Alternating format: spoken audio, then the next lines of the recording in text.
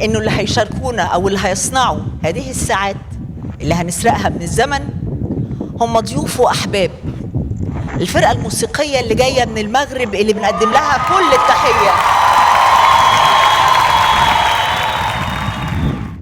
البدايه كانت من فيديو مدته تقريبا 7-8 دقائق، فجاه لقينا مصر كلها بتتداوله لفرقه موسيقيه مع مايسترو مغربي شاب بيعزفوا، والاف من احبابنا المغاربه عمالين يغنوا اغنيه عبد الحليم حافظ. غنى ايه؟ غنى مش بس فيه حفظ للاغنيه لمبدعين كبار خالدين زي بليغ حمدي ومحمد حمزه، انما غنى كده فيه حب. الحب وصل لحد هنا، وصل مع الهوا، وصل مع اليوتيوب، وصل مع الفيسبوك، المهم انه وصل وخلاص. الحقيقه انه الفيديو ده كان رساله محبه رائعه.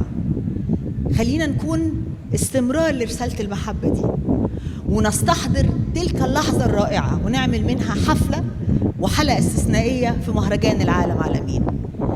صاحب اللقطة دي صحيح إن هو موسيقي محترف جدا، إنما بالأساس هو مهندس، الباش مهندس.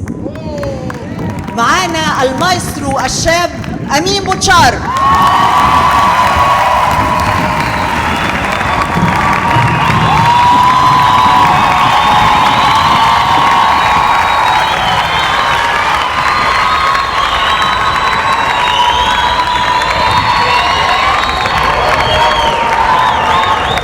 أمين بوتشار ذو الابتسامة الرائقة والأخلاق الودودة. إحنا تعرفنا على بعض خلال 48 ساعة اللي فاتوا، بس أقدر أقول لكم إنه عنده روقان يكفي مصر والمغرب والعالم العربي كله.